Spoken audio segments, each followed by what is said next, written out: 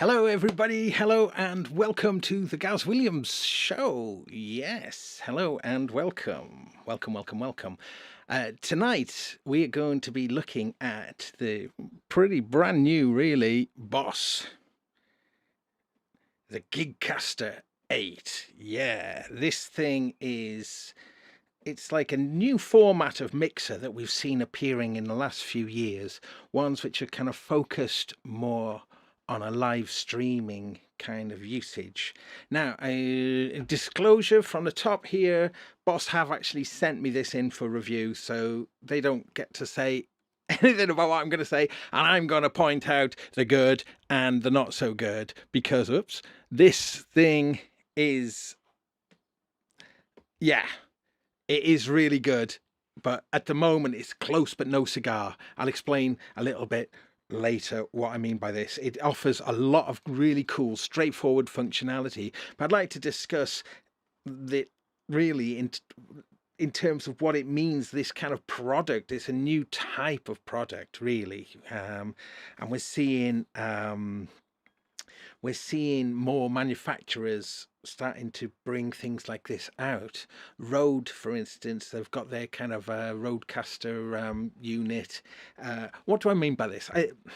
Podcasty live streaming devices, really, and this is Boss's attempt to bring one in which is maybe more musician focused.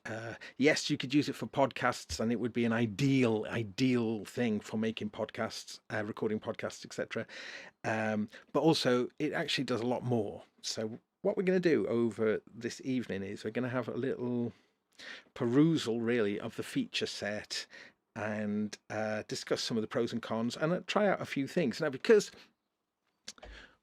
one of the things that really caught my eye with this when it was announced was the quality of the effects which are built in. Now, a few weeks back, I did a live stream about this, which is the Boss GT 1000 Core, which is quite new to me. And this is Boss's premium level of amp modeling and their current premium level of effects, and the AIRD, which acoustic impulse response something. I'm not quite sure exactly what it stands for, but is an update really on their COSM, which has been around for a long time now. Composite Object System Modeling, I do believe it stood for. But anyway, yeah. So I mention this because the GCS 8, and indeed the GCS 5, more about that in a moment, have all of the amps and effects, all of them, from the GT 1000. So I was like, wow, okay, so this comes with the premium Flagship guitar processing. Now, it's not exactly the same. I did inquire to Roland to find out whether you could import patches from one, from the pedal to the device, and you can't. And the reason for that is, although all of the amp models and effects are included, not all of the processing capability is available. So with the pedal, you can run 2 amps simultaneously. You can create different paths for different frequencies, which is great for bass. You can have essentially process stuff on your high end and let your low end pass through another signal path. You can't do anything like that. It's just a single kind of, there's still a lot you can do, but we'll look at that because there is an accompanying app. And let's have a look here. So the app, and you can see my voice coming in here on channel 2, because I am indeed using the Gigcaster tonight as my mixer for this show. And yeah, we'll be coming back to look at this. Now, it's okay. This editor is fine. It's not scalable in any way, which is a shame. There's a lot of real estate on the screen that's not being used. It'd be great if you could resize it all, but no, that's what we're with. I think so. But anyway, it is useful having an editor for a bunch of reasons, especially when it comes to the effects, and I'll explain why shortly. Okay, so as I was mentioning, you get all of the effects from this. Now they do an equivalent vocal pedal in this same range. This is the 500 range of effects from Boss, which is their premium level, which is trying to go up against the Strymons and Merises and those kind of more premium pedals, or the Line 6 Helix range. Maybe that's a better comparison. But yeah, they do the vocal version, the V500, and that's all also in here. So you've got, like, I am coming in on a vocal channel. I'll explain the way the channels all work shortly, but I've got the entire effect library, if you want to call it that, from the V500 built into this as well. So things are getting quite cool. And yes, you can do them simultaneously. So I can have my guitar coming in with my my GT1000, and I can have my vocal effects, and those are, several effects that you can chain simultaneously. So one of the real strong points about this then is that it does have quite a lot of signal processing power available, and there's still more effects that can be applied to the other tracks as well. Now, I mentioned earlier, that Roland, yes, they've sent me this, but I am going to speak my mind quite freely about this, because right now there is a particular deal breaker that really makes it difficult to fully recommend this. It's so good, and I'm hoping that this is something that will be addressed in firmware, but it relates to these headphone outputs. So I'm going to go deep dive. I'm just going from the off, though, just to say that right now these 4 headphone outputs can only output a single mix. So they just duplicate whatever's coming out of the monitor bus that we're listening to. Now, that would be fine for podcasting. You don't necessarily need to have your voice louder. You just need to be able to hear everybody. So yes, so from a podcasting point of view, not such a problem. But this thing is called a Gigcaster, and the musician-focused nature of this would suggest that you would have a bunch of different musicians plugged in. And I can tell you straight away, it ain't going to happen if you have to share a headphone mix. You're just going to cause a lot of disharmony within the musicians. You need to have an individual headphone mix if you're meant to be playing music together. Now, it currently isn't supported, but my suspicion is that this will be implemented. And the reason for why I think that is like each one of these headphone mixes can have its own EQ. So it's not a question of the audio analog then just being split to all 4 outputs, because you can process those 4 outputs separately. It does suggest that they all do receive things independently. And when we look at the audio interface nature of this as well, there are these 4 auxiliary buses returns over USB, which, we'll look at this more. But okay, hello to everyone who's joining in the chat room. Sorry I've not been following chat, but please join in whenever and chat away. Is great. YouTube is the best place for the chat. If you are tuning in from elsewhere, the YouTube is where all the good stuff goes down. Right. Anyway, I'm kind of getting ahead of myself a little bit now, but I wanted to mention from the start that the headphone issue is paramount for me in what would make this thing a really great unit. So we could talk a little bit about the inputs and outputs of this, and I might just use some of their PR for this. Let's just go here.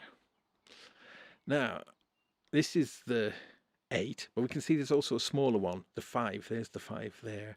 And, looking at this little thing, you can kind of see the way that they're marketing it.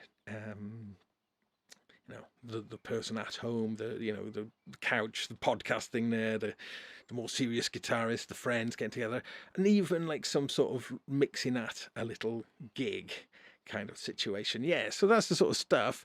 Let's just scroll down through all of this bump.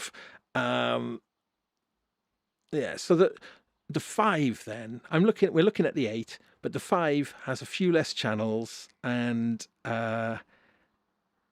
it also, well, it's a smaller footprint, and it doesn't have these big pads at the bottom. We're going to go and explain those pads shortly as well.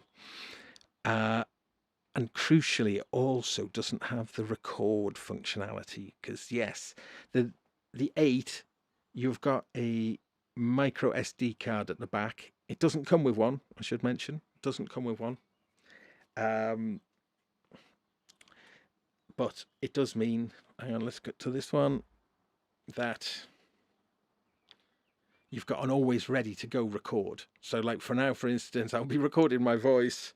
I can drop markers in wherever I choose. And that's all you've essentially got in terms of the record engine. Press it once and it'll go into like a pause mode. See, it's lit yellow. If I press it again, it will continue to record from that same point on. Or if I hold my finger on it, you have to hold it to stop. So I've made a little recording now. If I go to my little menu here, and I can hit the playback,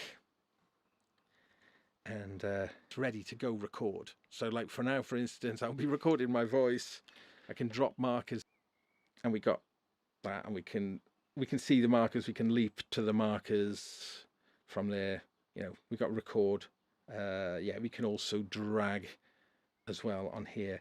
There's no way to loop, which is a shame. It'd be great to be able to drop in markers and loop between 2 markers for playback, but no, there's not very much you can do here other than what you can see. Also, we've got a delete function there as well, which in this case, let's delete that. Okay, deleted. Nice. Now, also, this handily brings in I'm using this touchscreen. And herein is something that is quite an important little detail about this, and that is there are no encoders on here at all. We've got our volumes, but there's no data wheels, and the faders can't be used as data entry.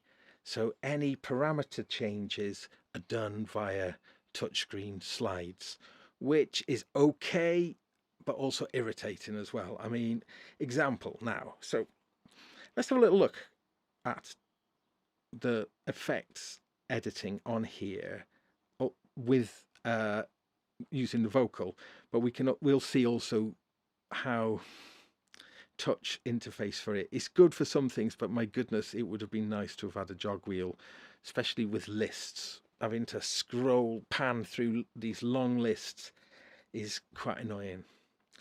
So let's show that. So if I touch on these, we can see this is a shortcut. When I touch, let's go a little bit closer on here. Let's go to this one. When I touch on the channel,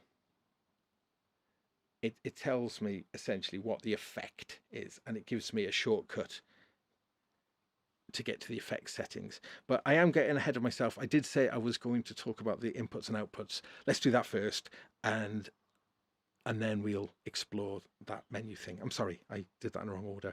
So channel 1 is the guitar input on the front, or we've got 4 XLRs on the back here. I wonder if I can get a photo up. Hang on, I can do that. So we've got 4 XLRs on combis on here, which is nice. I always like combis, so we can have line inputs or microphone inputs. And so input 1 is either the XLR on the back here, or line input on the back here, or this guitar input on the front. There is something that I will explain about that, which I'll do in a minute. Hang on, I'll just find a photograph of the back of this, and I should have had this ready. Sorry. One moment. And yeah, so I'll explain it and then I'll get a picture up to show. So you've got your 4 inputs, and we can see those along here. Now, what is quite interesting is each channel is a stereo channel in terms of the processing. So, mono input, but a stereo. So any effect you can, you can have independent stereo effects on all the channels, even if it's just a mono input. Each channel is actually a stereo thing. And yeah, like, so when this is used as an audio interface, which I'll get up in a moment, it sees them as stereo channels. So we've got a guitar input, then we've got input 2, input 3, and input 4. Now, if we get a bit closer,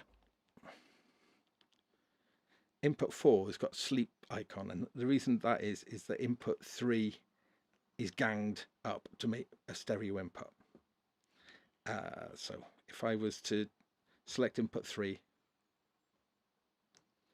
and channel 3, we can see is stereo. I don't know, this is a bit blurred on here, but channel, that would set it to channel 3. This sets it to channel 3 and 4. So when you set it to channel 3 and 4, then it makes channel 4 kind of defunct. So the fader then is, that channel is sort of a waste of space. But we've got a stereo input here on channel 3. Now, if you're using inputs 1 and 2 on the back of here and the guitar, you can actually do that, which is really handy. And so if I was to go into input 2, I'm currently using it from my mic, but if I chose it to use inputs 1 and 2, you can do that, and I've tested that. So it means you could have 2 sets of stereo inputs coming into channels 1, 2, 3, and 4, and the guitar on the front. Now, so the channel count then, that gives us 2 stereo inputs and 1 and a guitar input, or 4 monos, or any combination. On top of that then, so that covers these channels 1, 2, 3, and 4. Channel 5 is the USB return from the computer, and that's really, really helpful to have that on a fader.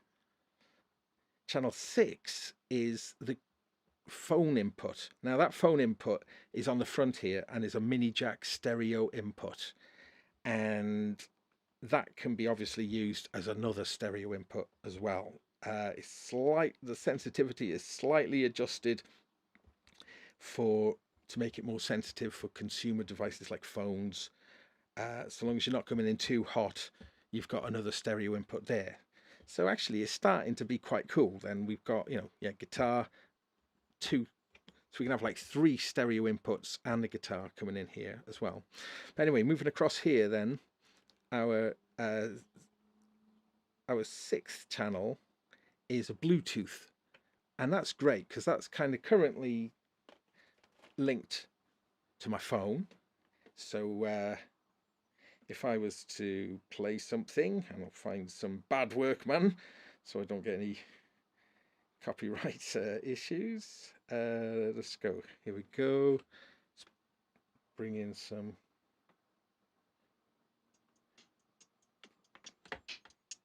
Oh, let's get my Bluetooth working.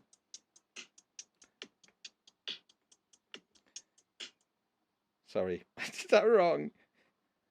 I had my phone in airplane mode.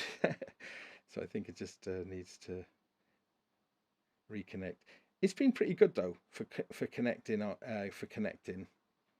But that's quite handy, being able to then sort of have a Bluetooth input coming up on the desk as well. I'll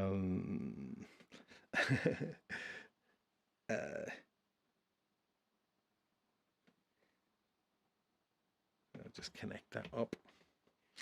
And then our kind of final channel here, channel 8, if you see the symbols there, channel 8, those like 4 pads there, is these.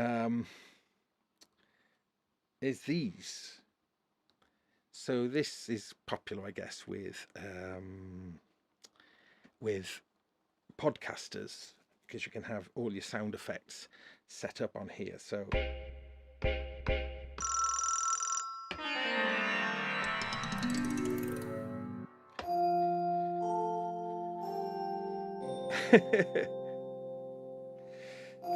so that's got its own channel. Now, what is good is that you can store a whole bunch of these. So you've got multiple pages of it. So you can have, I think you can have, quite a lot. Let's have a look.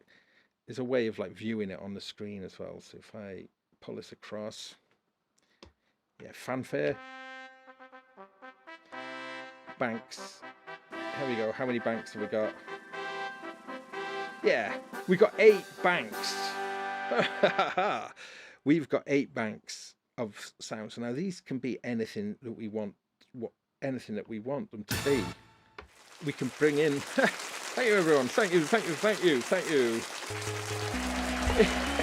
All right. Ah, my Bluetooth. Oh, there we go. Oh yeah, I loaded in this. This is one of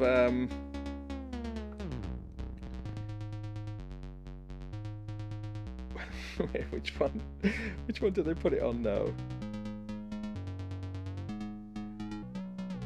Is it there? Oh, there we go. Yeah. So yeah, that was me testing it earlier. So you can put whole songs on. You can load entire songs on here. So with 8 banks of 8, there's plenty of songs. So if you wanted to use this for doing a radio show, I think this would be ideal for doing little radio shows and obviously podcasts. But you could load in, and it's quite easy to do. We can actually go to the editor and we can have a look at this here. So we just go to pads here, file, and grab your file, So, and then there's a whole bunch of things that you can do regarding the way that they're triggered. So here's my little tune here, and it's set to be in 1 shot at the moment. That could also be loop. So if you had like a little musical sting and you wanted that to go around as you're just kind of, to fill in time, you could set that to sort of loop. Type here, momentary, obviously. Oops. I'm looking at the wrong bank here, but momentary, toggle, pause, replay, and play. So I think in most cases toggle kind of makes sense. Level. Then there's a bunch of things here. We could actually reverse our sample, choose the color, choose a fade, whether it fades in and fades out. I think this file must be too long, but oh yeah. You see, let's get that. Let's play that one. Am I on the wrong bank here? Let's just get on the right. Let's get on the same bank.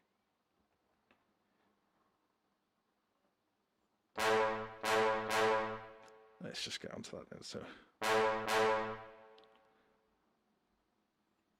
oh yeah. How do I choose banks? Here, I choose banks here. So let's get onto that. What bank am I on? I should do it to bank 1. And let's put this on bank 1 as well.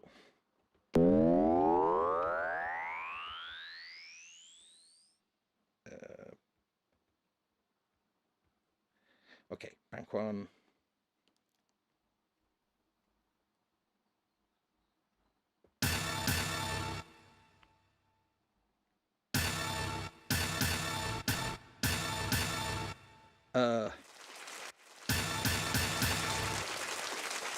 Is this synced? Stop clapping. I see. That's like so that's set to one shot. There we go. So we can speed it up, pitch, reverse, set fade in and out. Probably the worst example there.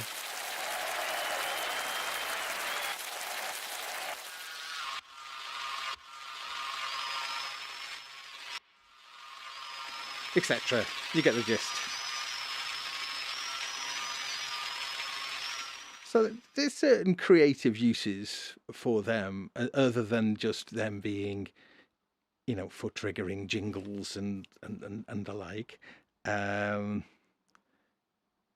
you sample live feeds into the pad? Says Ryan. No, they're not. So you can't really use them like musically sort of things in that respect. I mean, you can use them. You could sort of use them as a drum. I suppose you could. You could kind of.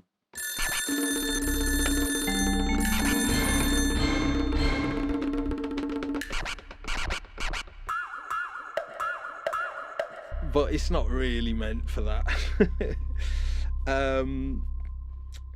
So yeah, that's my Bluetooth connected. Let's just look at that one. I must have connected something else. Is it? Oh, it might be. Oh, it's connected to my iPad. Ooh. Okay, let's get rid of that. Okay, yeah, it was on the iPad. Yes, so let's get back to where I was. Yeah, sorry, chatties, I'm just totally flying through all this stuff here. Where are we now? Okay, so phone, Bluetooth. This is pretty handy to be able to do this, I think, is to be able to play then from your phone and then bring it in off a fader. Yeah, let's just skip that forward a little.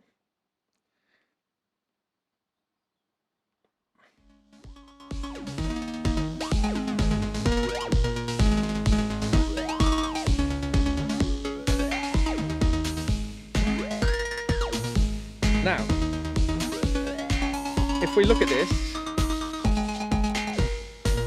we can actually apply effects. Not an awful lot, but I can put some effects.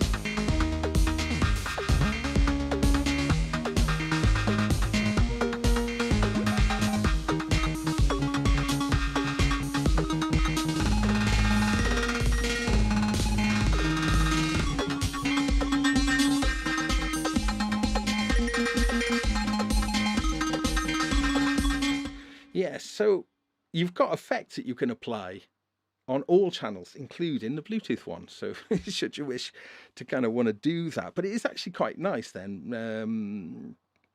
You could ring someone, couldn't you? And then you could have their phone coming in, and then like there is an enhancer here with a compressor, de-esser, and of course you've got full EQ, which is 2-band parametric with a low and high shelf as well. And pan controls. So there is pan controls, but you find them. I was forgetting where they were earlier. That they're all buried at the end of the EQ path. So let's have a look on our vocal channel here. You know, I was thinking input would probably be the place you'd expect to find the pan control, but no, EQ, and right down at the bottom. A word on this touchscreen as well. It's pretty good. It is pretty good.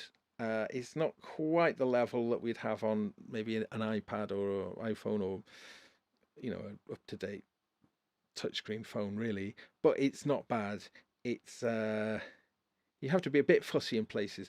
And one thing you do notice is that all parameter changes are done with these horizontal controls, which is fine, but just to be aware of that. So any effect parameter editing is going to be done via this.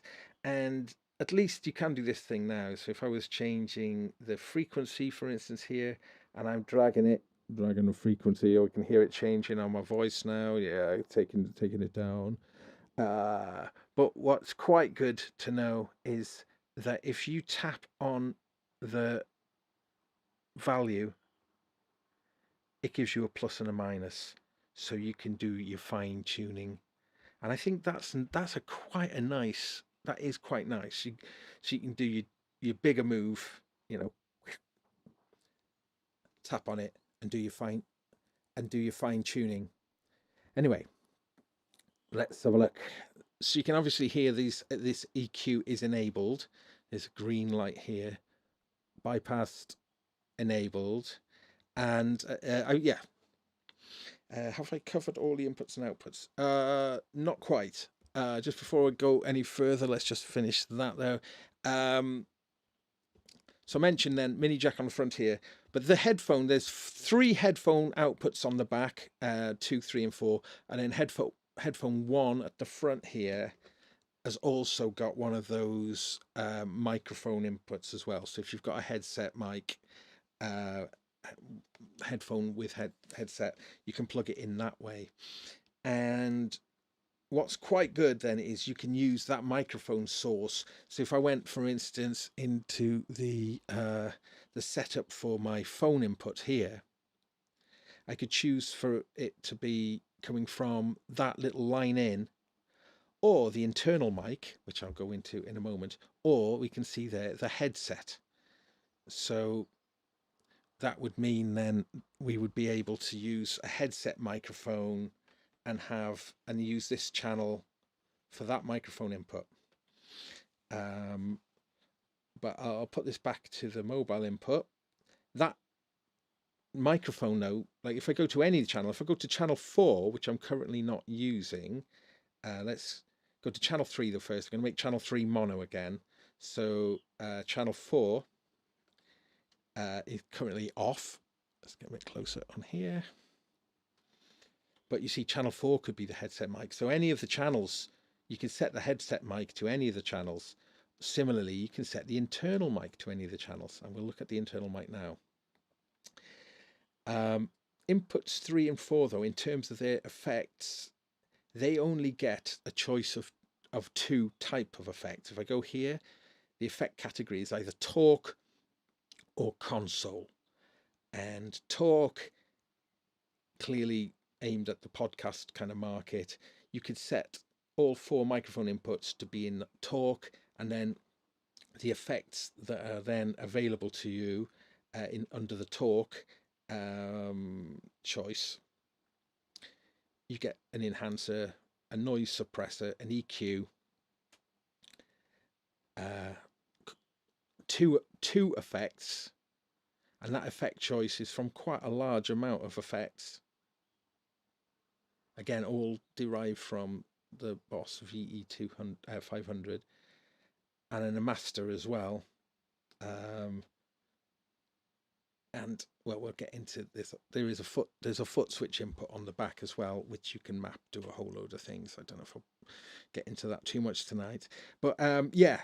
So lot of processing power in this thing, lots of possibilities, and lots of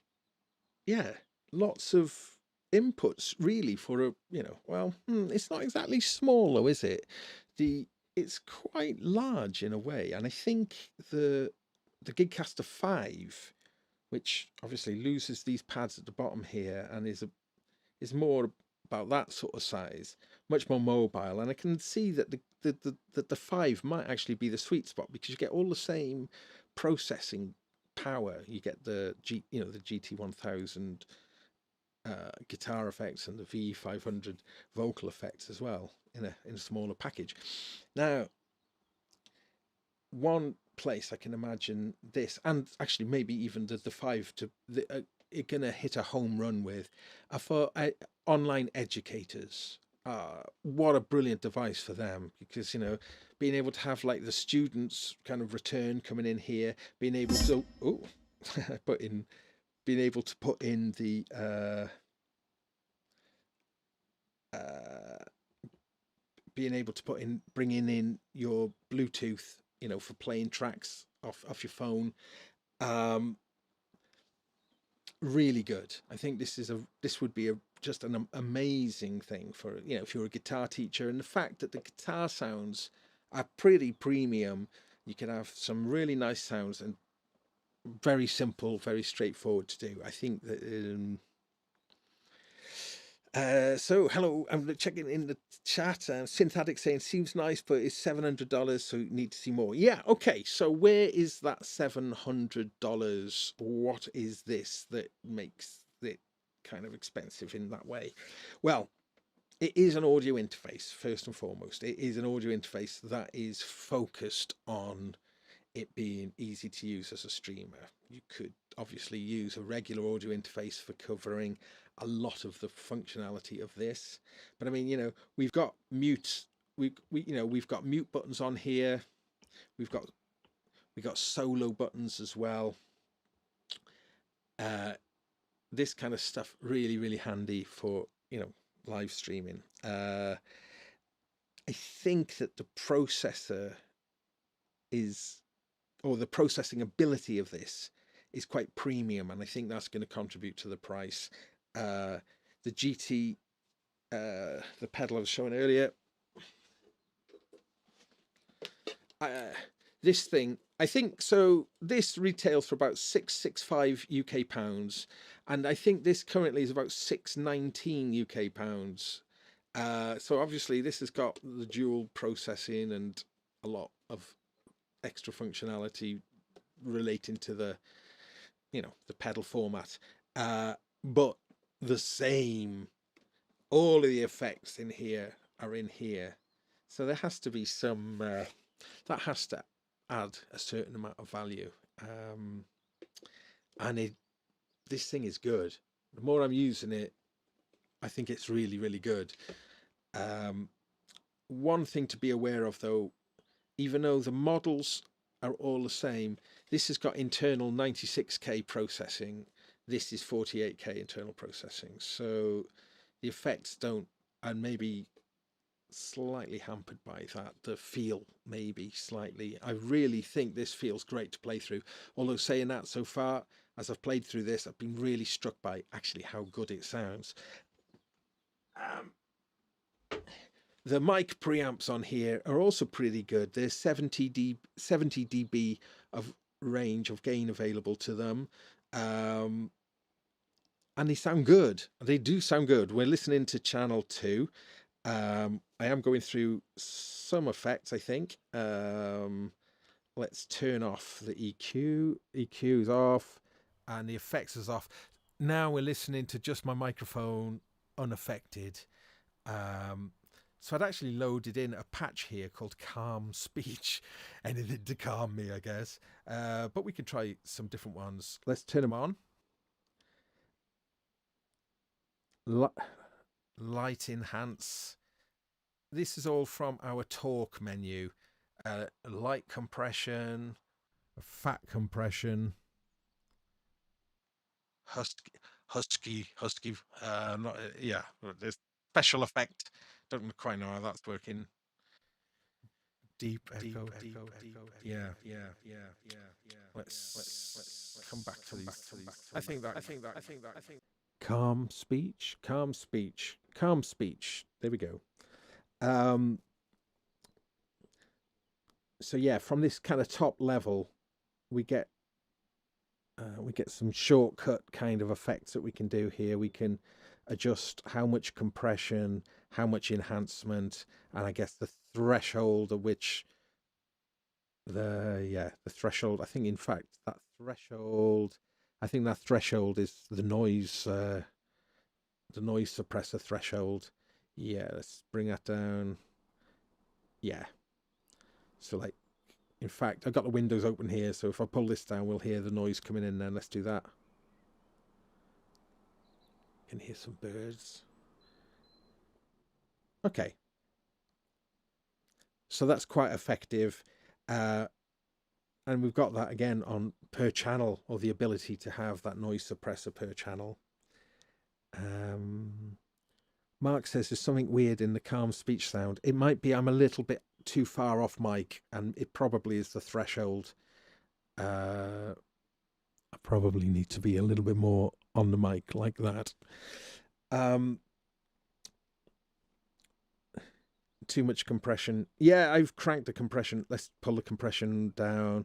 But now you see, that's really basic editing. But we hit the cog, and then we've got full depth editing here. And so I can go into the enhancer, for instance, and now, okay, not too much you can do to that, actually. In fact, DS compression, it's just single slider compression. There are more complex compressors available within the Sing module. We'll look at that in a moment. EQ, effects. So yeah, radio voice. Let's put that in. Yes, hello and welcome to the Gaz Williams Show. And again, so you've got two effects that they could be. Yeah, there's quite a lot you could do with that. So let's come back up here. Yes, so I grabbed those effects from what's called the speech effect. And that, as I say, you can apply that onto the 4 mic channels there. So if you were setting up to do a podcast, that noise suppressor and getting that tuned in for each of your guests, really helpful.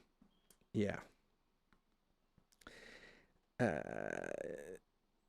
So Mark is asking, is it too in-depth for a regular streamer? Quite possibly, but I think from a top level, I think they're trying to go, here's something that is actually super simple in the most. You've got faders and mutes, trigger pads. Now these trigger pads also can be for effect duty, which we'll look at in a moment. I don't know.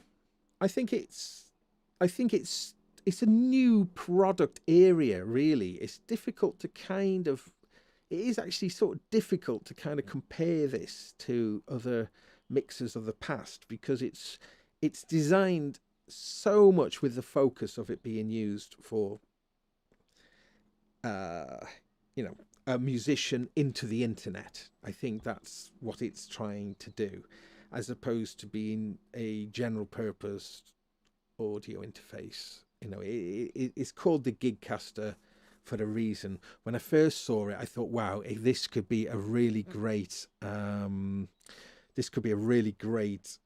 versatile audio interface, which it is, but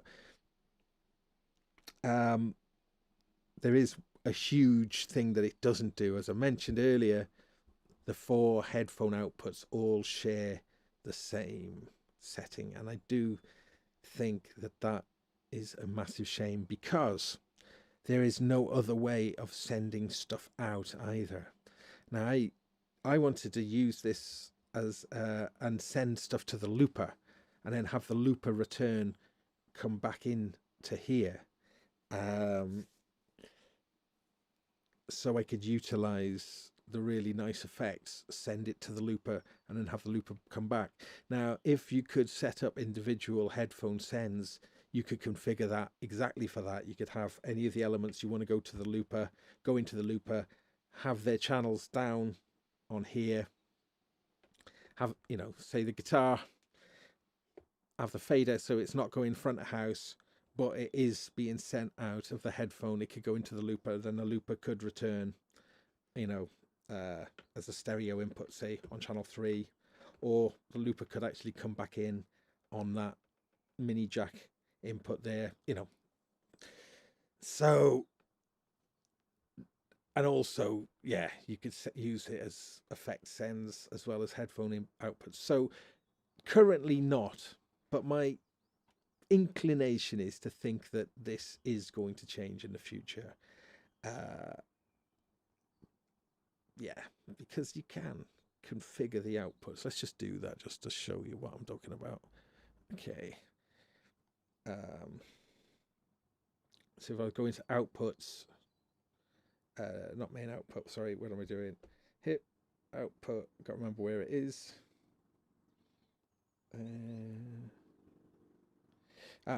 Here's a useful thing though. Here you can set a stream delay, and I'm not sure if I'm totally in sync here, so maybe we should do this.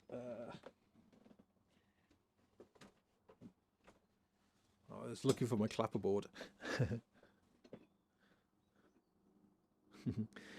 But I should also mention, God, this thing, sorry, there's a lot to talk. I'm a bit all over the place with this at the moment, but this thing, there's a lot to like about this thing, but there are a few frustrations as well. So that headphone output is, for me, the biggest omission just yet.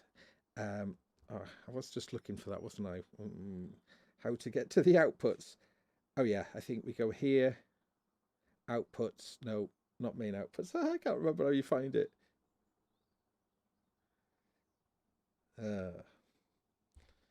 Can't remember. There's a way of setting the EQ for the outputs. But yeah, maybe from this home page we might have buttons along the top here, 1, 2, 3 and 4. I think they won't want to use these faders to multitask. I think they want to make these faders. This is my hunch anyway. They want these faders to always represent what's going front of house. And I think when you're streaming and you're having to do everything, the camera, the presentation, maybe the playing as well, I think you want to try and make everything as easy to see what's going on. So I think maybe having these faders, if you were going into, say, set the channel for 3 and then using the faders, I think that's gonna not work, because when you switch back and then the faders don't represent. If these were flying faders, whoa, I don't know what was that. What was playing? But oh yes, my Bluetooth. If these were flying faders, this would. Can it make you sound like Youngstar from Terror Hawks? Yes, I'm sure. Hey, Richard Nicol, he's saying if Boss used a single stereo DAC for the outputs to save money, a software update will not be able to work around that. Yeah, but I think I agree with that. But because you can set the EQ digitally for each of the outputs, would suggest it's not a single. Yeah, so I was just trying to find it. I can't remember how you get to it. The EQ outputs.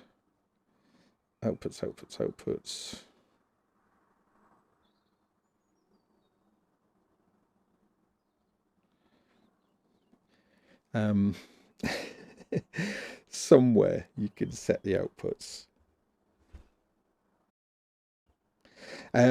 Yeah, you've also got a talkback button on here as well, and in the talkback settings, you can choose where the talkback is going to, or rather, sorry, not where it's going to, where it's coming from. Sorry, what am I saying?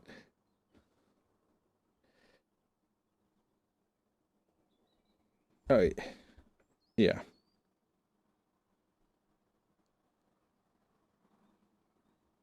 I'm not sure. I've confused myself. Let's just pretend that didn't happen.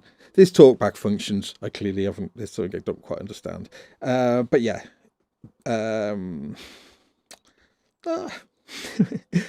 Yeah, where are these outputs? Generally, the menus are all really simple. But yeah, if I can find that, then you'd see that I reckon because they can be EQ'd, they could probably have a separate mix. In a moment, I'll open up Ableton Live and we'll have a look at how that sees this as an audio interface, because I think it sees it as a 20 input and is it 14 output?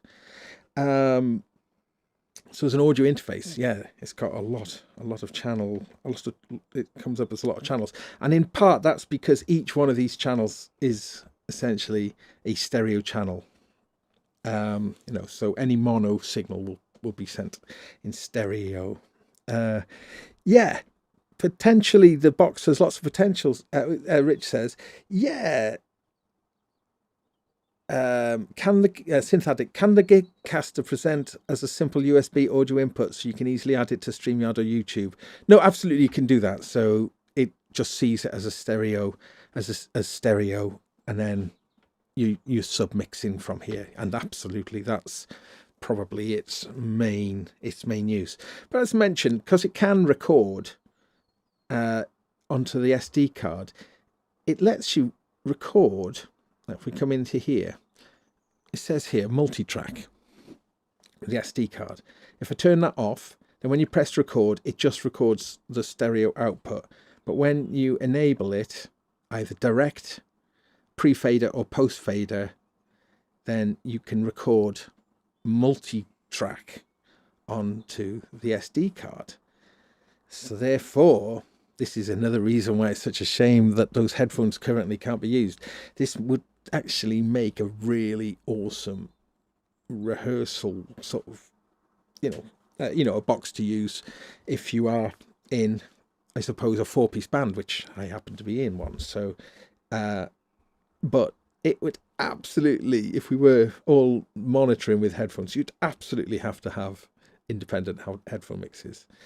However, if you're just doing it in the room and you weren't needing to monitor, I was trying to work out what would be the best way to actually record. And I was thinking 4 channels. It's actually 5. I would take a DI probably from the bass and run that into the front. Mic on the guitarist amp. The drummer, when we rehearse anyway, he uses a V drum kit.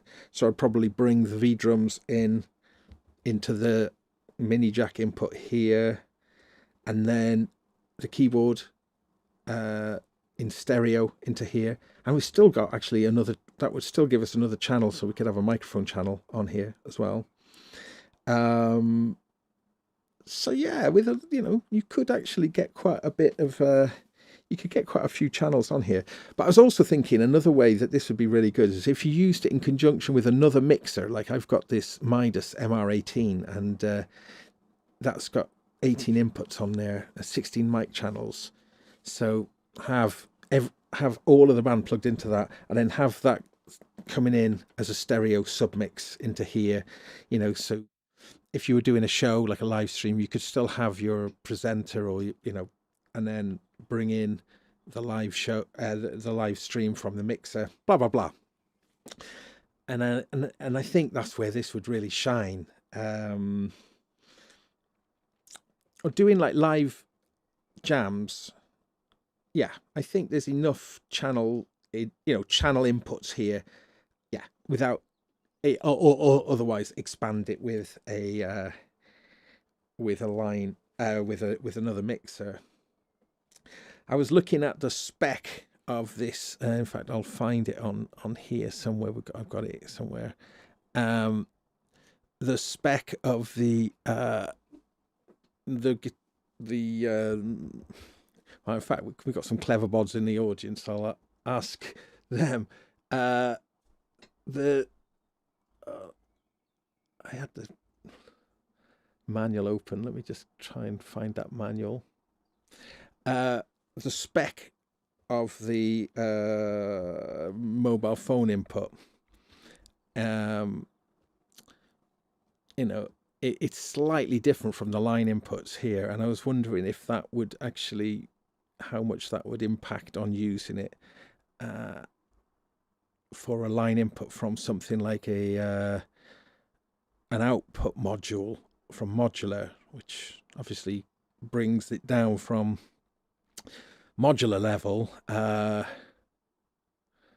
just look at our specifications here. Right, so let's go on to here. Right. Here we go. So the input impedance of the TRS of the line input there is 27 kilo ohms, and then the mobile input is 22 kilo ohms. the normal input level, which obviously is adjustable, is -20 compared to the -10 of the other inputs. What do you think? What do you think, clever bods? What do you think? Is that going to impact is using that mobile input? What do we need to watch out for? Or whether it matters, whether you'll get a nice line, input from there. Okay, so yeah, that's what I was just wondering, because I'm always needing more. I'm always needing more inputs. But anyway, I was mentioning though, that's the effects are from the GT1000 and the VE500. Okay, let's come out of that. I think that's a major selling point, because they are phenomenal sounding effects. So let's investigate that a little bit now. Here I've got the Microfreak running the new 5 firmware, the 5.0 firmware.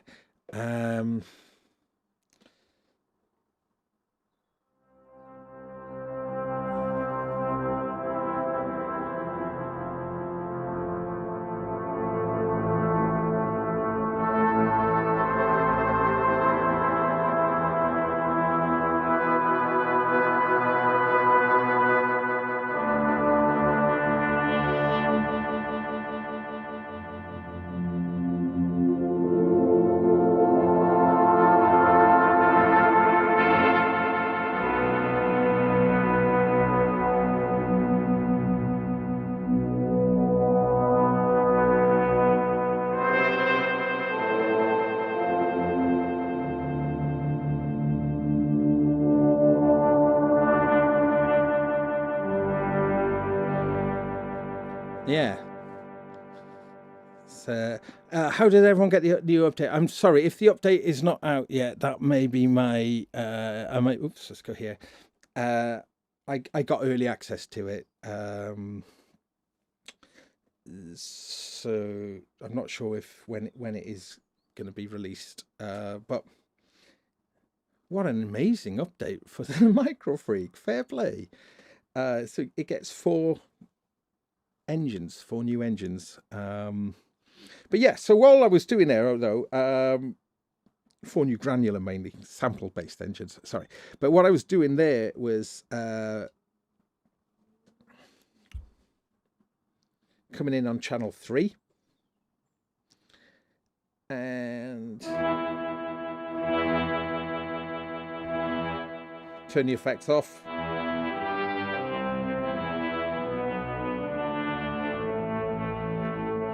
Turn them on. It's mostly from the delay. Yeah. But, they're quite configurable.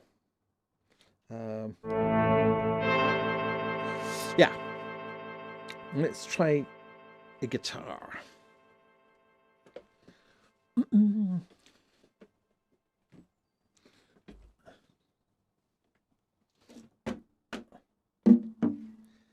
So we'll try a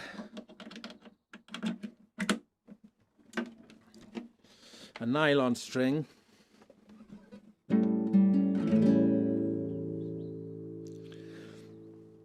And as luck would have it, I have a patch on here called nylon string, 4 nylon strings.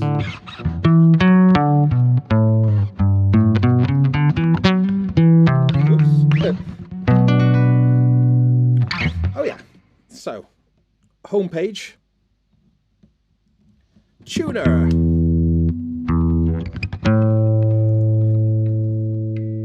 So this kind of musician-focused mixer, having a front page tuner becomes super handy.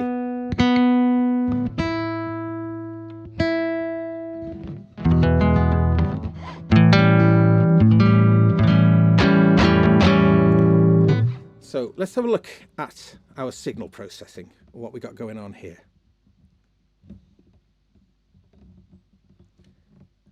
So the shortcut then, the quick way to get into it is to go, I tap on the guitar and hit the cog, and then I'm in the processor chain. So now we can see along the top here what it comprises of. Now, for those of you familiar with the GT1000, it uses this kind of like long chain, and there's a lot more things on the chain from the GT1000. But if we were to look at, say, effects 1 here, which is currently set to the acoustic resonance. Now, I really like this acoustic resonance. But if we were to look in this effects type and then go through this list, it's the entire list from the GT1000 of effects. And that includes, like, if I was to go into the compressor, oops, didn't do that right. There we go. Look, the X comp. So this is the MDP level of so the multi-dimensional processing sort of technology. Let's take this back though. What did we have it on? We had it on the acoustic resonance. So it has those MDP effects. So they're really good. They're like really good. So that, I love the compressor. I'm using it for the bass. So it is genuinely really good.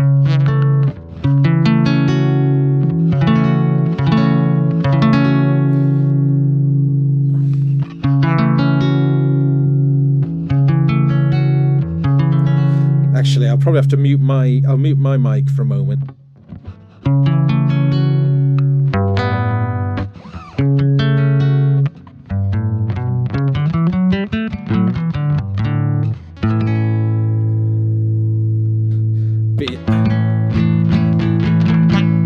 I need to warm up. I'm being a bit rubbish on the guitar. Hang on. That acoustic resonance, you get the natural mode, you get the wide, bright. Do you not get the natural, wide, and bright for the acoustic resonance? But what the acoustic resonance does is it gives. It's to sort of make an acoustic instrument where the sound is coming from a piezo. It's designed to kind of give some sense of an acoustic resonant, which I think it does quite a nice job. But yeah. Another way of looking at this effects chain, I guess, is also coming and looking at the software. And if we go to the effects window here, and then we can see it here, and we can click on it, and we can edit. I mean, like, yeah, for instance, the amp settings, there's a lot of parameters. And where it's sliders on the unit, all the parameters are on here expressed as rotary controls.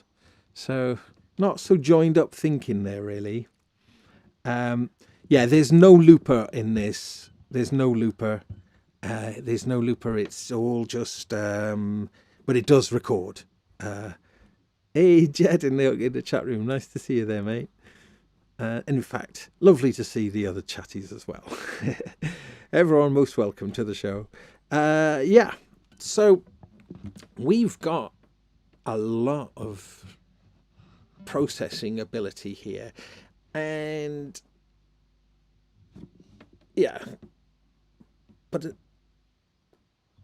we can do certain things on the app that I think pretty much all the functionality is available, but things like the librarian, being able to just like shoot down a list, drag patches across and all that kind of stuff, you're going to want to do that on the computer, really. You know, and herein, this is that thing. Let's cut back to the hardware.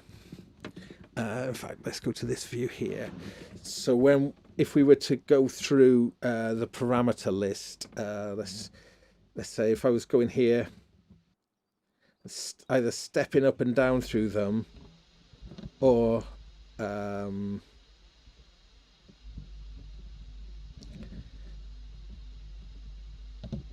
getting from the effects here, and then scrolling through this list here. You know, this is a really long list, you know, and it's hard, like, this is as fast as you can kind of patch through this list, you know. It's just a few things, not much, but a few things that this touch screen, you know, I can't just leap through this list. I have to laboriously do this all the way down. Look at it, look at it, look how fast I'm moving through this. It's, yeah, you can't like double tap to jump to the top of the list. There's nothing like that. You've just literally got to laboriously do that. That's one of the worst parts of this, that aspect of it. It feels clunky. And yeah, Wagyu says it could do with some inertia on the list. Yeah, there's no inertia. It just, yeah, I'm assuming though, this has just come out. Yeah, this thing has just come out. It's brand new. There has been a few little updates to make it work with the editor, which came out just recently. Nothing major yet, but it has just come out, so I'm assuming that we're going to see some significant improvements with this, with updates, and hopefully, yeah, having those individual headphone outs, that is absolutely the top of my list.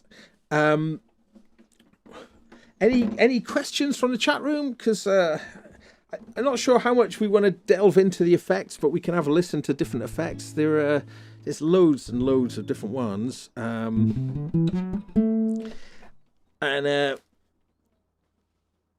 But yeah, as I was mentioning, no sends either, so no way of sending sounds out and returning them outside of its own environment. So it really is entirely reliant on its own effects.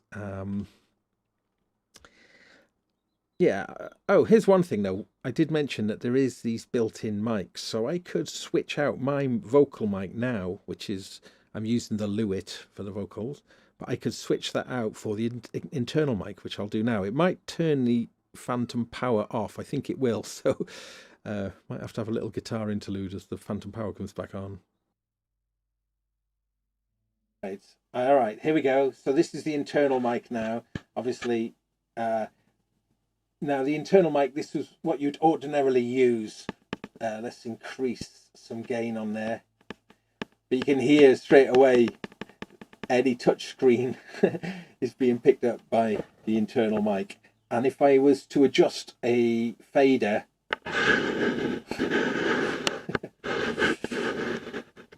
so the internal mic doesn't have an awful lot of use, but mainly for the talk back. But of course, when you press the button, the microphones pick up everything. Okay, I'm going to go back to my good.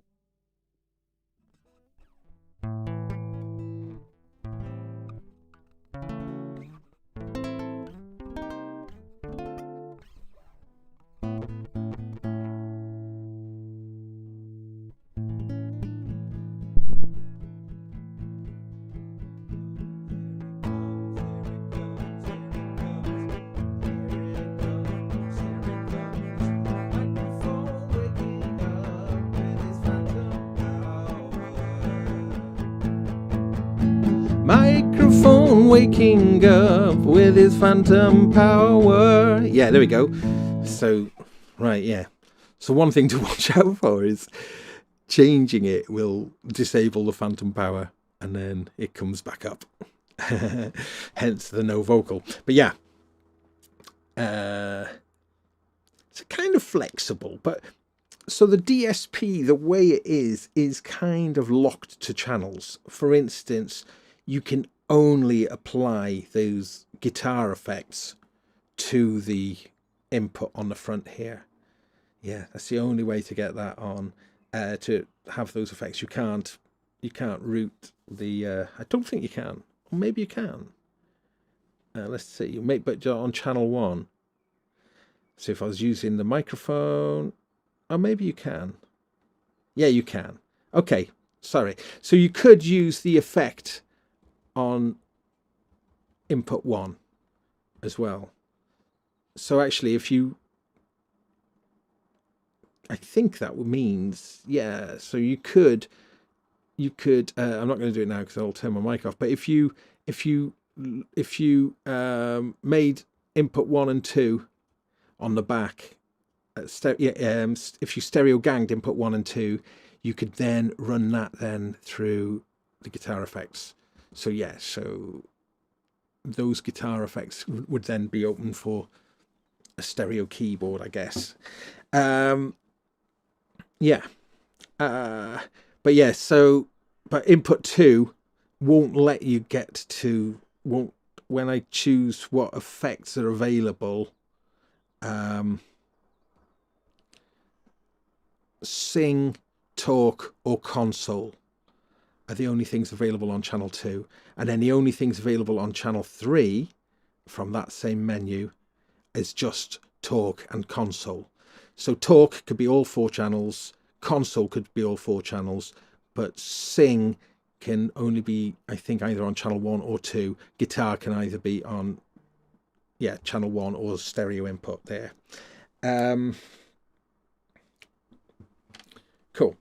So you know, it's a little bit odd, but I think yeah, it kind of makes sense. So console then, so yeah, so talk gives you a set of effects which are, yeah, like enhance and compression that are geared for talk, obviously. And then console, if I was to choose console, then we get a compressor, an enhancer, the noise suppressor, and one effect. But from that effect list, there is quite a big list. Like we've looked at this before.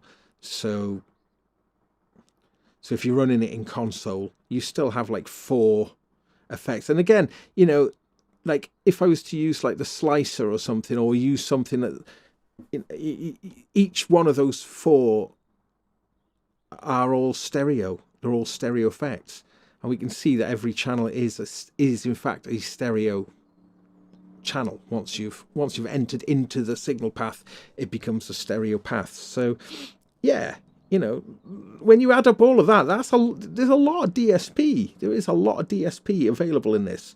So again, you know, that's probably something that accounts for the kind of price. But also build quality. This thing is built well. This feels like a good quality piece of kit.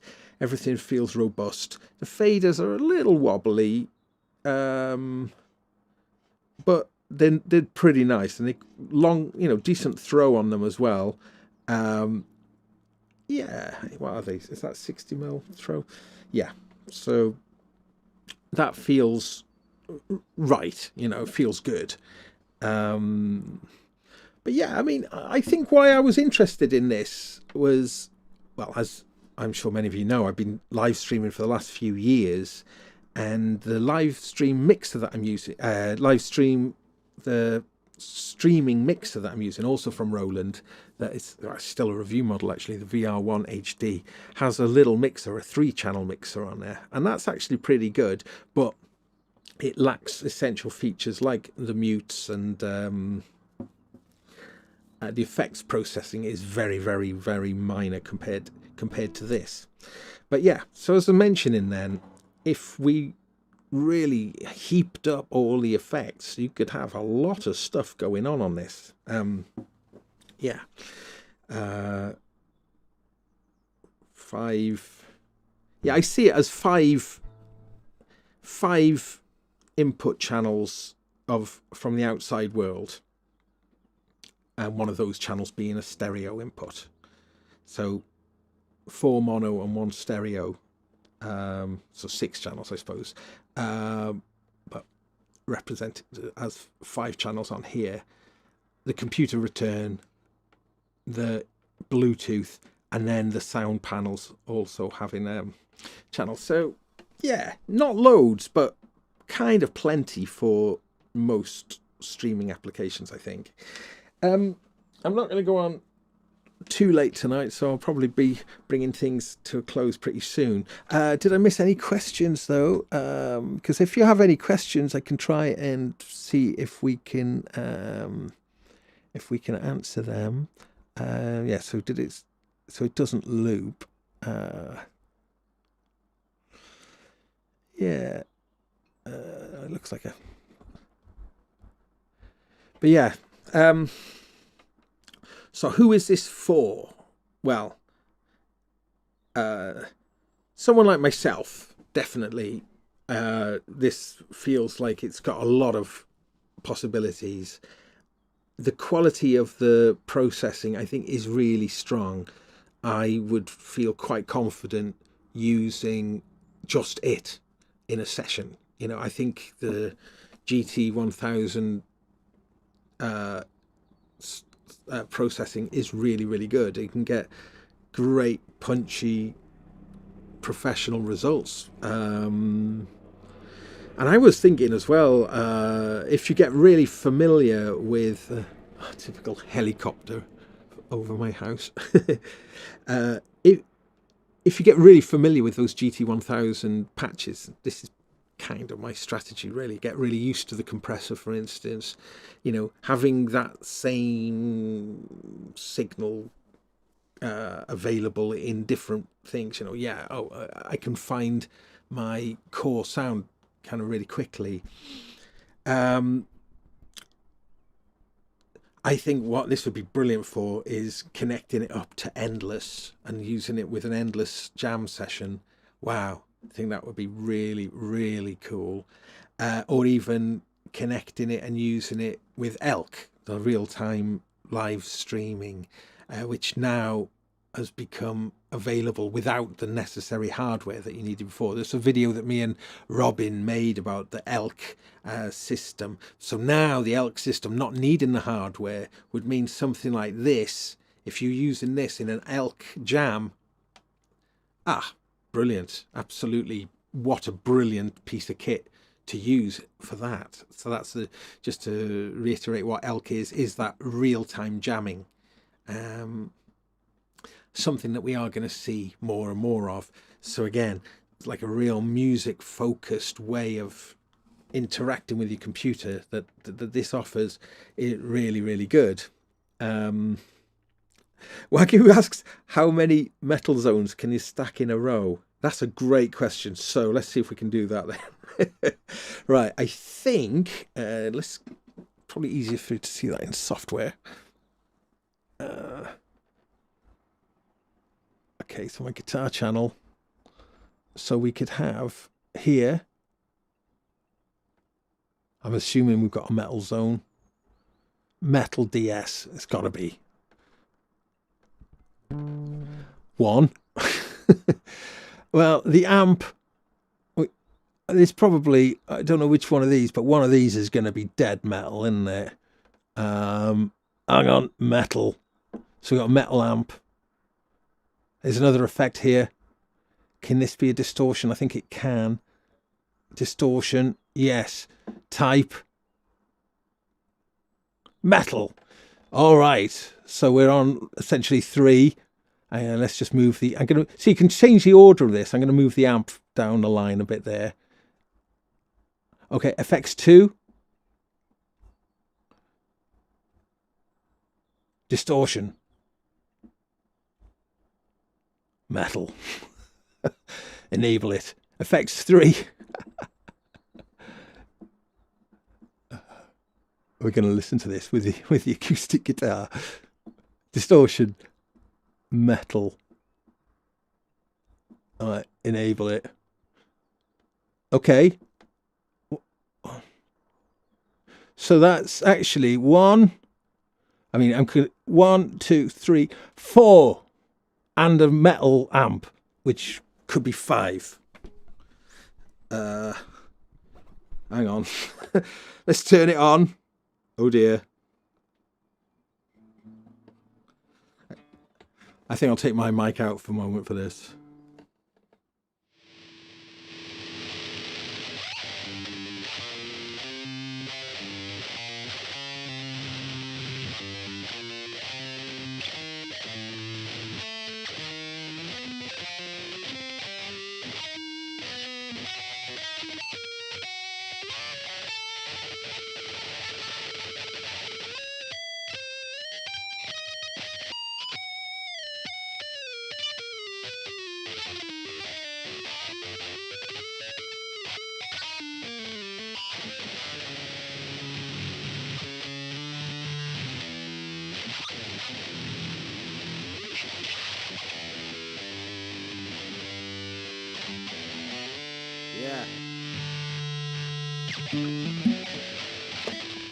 Yeah, lovely. So yeah, I suppose that proved a point. But yeah, so yeah, lots of metal all stacked up. So I'm going to finish in a moment. I'm just thinking what I haven't really covered very much. Oh yeah, that's right. Here's another thing. Let's just do this first. These pads then, as we've shown at the beginning, you can use them for triggering sound effects.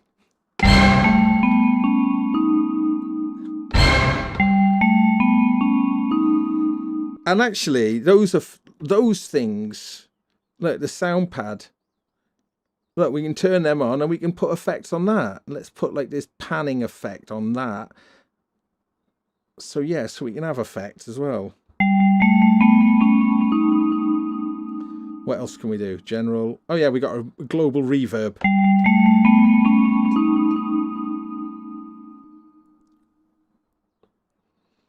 Let's make it short. This. Yeah, so tap time, you got effect, you got EQ, you got quite a lot of parameters you can change just on this as well.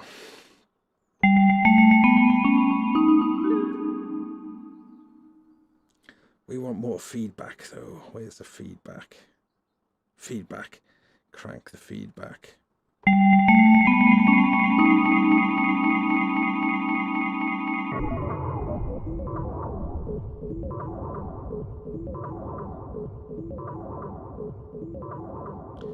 This is what we like.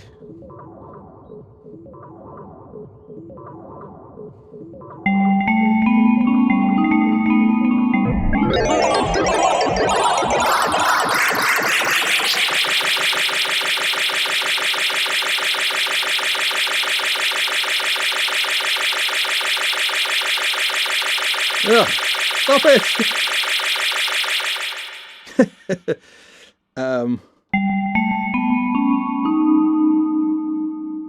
But I think what I'm finding though is that the effects are really good. They do sound really good. This is really good quality effects, much better than you'd expect on a mixing desk type situation normally, I think.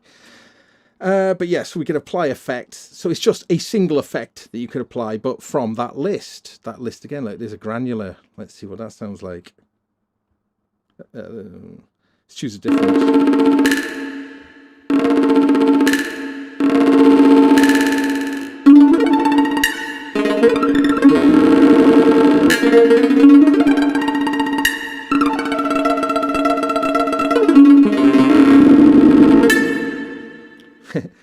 And of course the reverb we're hearing is that global reverb, and you got things like ducking as well, which obviously lends itself well if you were using this for you know, like radio purposes. And if you did have songs on there, you could talk over them and have them duck when you talk. So stuff like that kind of really that plays into this kind of broadcast, this caster thing, the Gigcaster, of course. That's what this is called. But yeah, I think we're going to probably wrap up there. I mean, hope you've enjoyed this kind of like deep dive look at this thing. Yeah, very good. Really like it. Independent headphone mix. That would just make it great.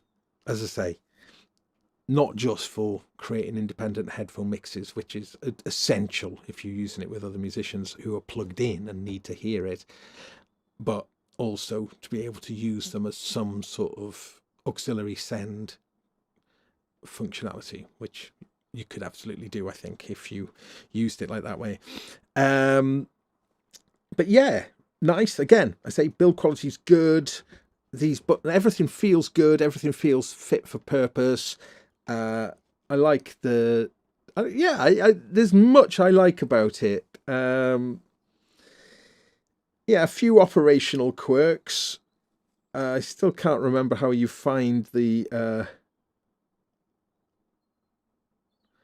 Oh yeah, that's one thing I didn't look at. The master output here. Oh yeah. So we can put a master effect across the output. So we can put a compression. This is a master compression across the stereo out. And actually, here is where your settings for the global reverb that each channel can send to. And then you can set things like the key, which is useful. Some effects can follow the global key. BPM. I haven't found a way. Oh, hang on. BPM preference system or channel 1. Oh, I see.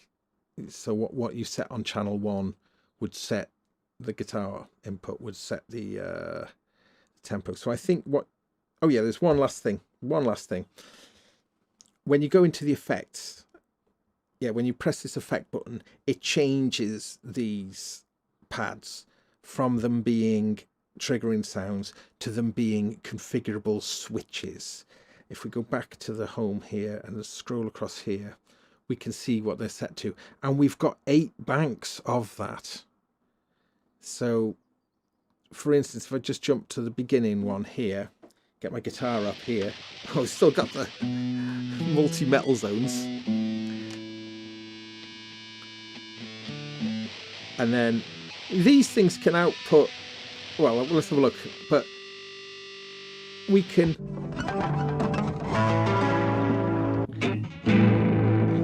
step through effects, and then so we got channel 1 patch increment and decrement, channel 2 patch increment and decrement, etc. So so you can set up here, and you got a shortcut. If you hold this and press, I thought you did, maybe longer press, longer press, that's right, so long press, and then it becomes, you can then choose the bank. So if we go to bank 8, longer press, that's a bit awkward actually, you have to come off and press it again. Here we've got, well, they were 8 empty ones, and the only one I've set up here is this changes the effect on whether it's on my voice or not. So if I just jump here, my effects here, they're currently set to the talk. Let's put it onto sing, and let's get like a nice rock. Hey, la la la la la. Ah, yeah, so I've got my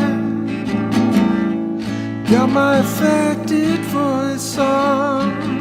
But then I can easily just hit that pad and then go to talk, into my talk level. Or these could actually, you could set these to go to specific program changes. So you could have it configured for your regular speaking voice. I've got all effects off now at the moment, and it will toggle my effect on. So the way you do that though is, let's just jump to this. This is going to be the last thing for tonight, I think. on the screen, if we go pad from here and then choose effect, and then we're in bank 8, and if I choose this pad now, I can go category, so channel 1, all of our different channels are available there, but also the recorder. So if I went into it, if I went into recorder, for instance, function, we got record, pause and mark, so only what's available. I was wondering if there would be anything else there, but no. Let's go to a different one. So Bluetooth function, things, turn the noise suppressor on and off. You get the gist. And I think you've got A, B, C and D. So basically you can make each pad do 4 things. With so I guess you could hit 1 and it could automatically mute every channel, or except the one that you want to talk on, and or turn off all of the effects. You get the gist. We got 4, A, B, C and D, and that's per pad. And remember, we've got 8 banks of 8. So when you think about that, that means that from this top level, we're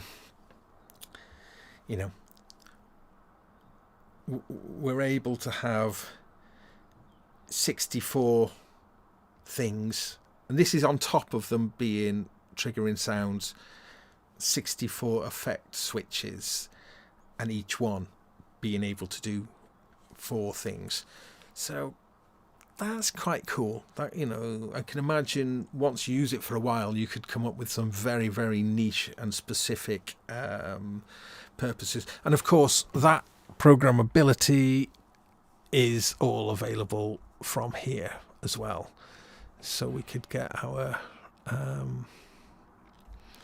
pads up, effects, and program it from this list here, as you'd expect. Oh yeah, here's one shortcut to that thing I was looking for. See, EQ for the phones. Look, so we got, and what else have we got? Common. Oh, the common effects for all the talkback and the general. But individual phones EQ for those 4 outputs. So yeah, hopefully, fingers crossed, come on boss, do the right thing and bring out an update that does that. If it did that, then for me this would be like a 5 out of 5. It would be a really great thing. Until then, I would say, yeah, not quite. Okay, going to finish. Thanks so much for joining me. Bit waffly, no music.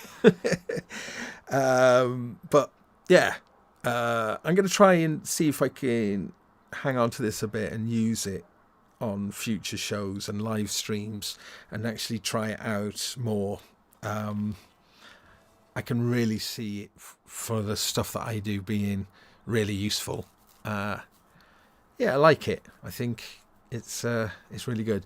I do kind of wonder if the 5 might actually be the one, just because of it being smaller. Obviously, you don't get the pads. But yeah.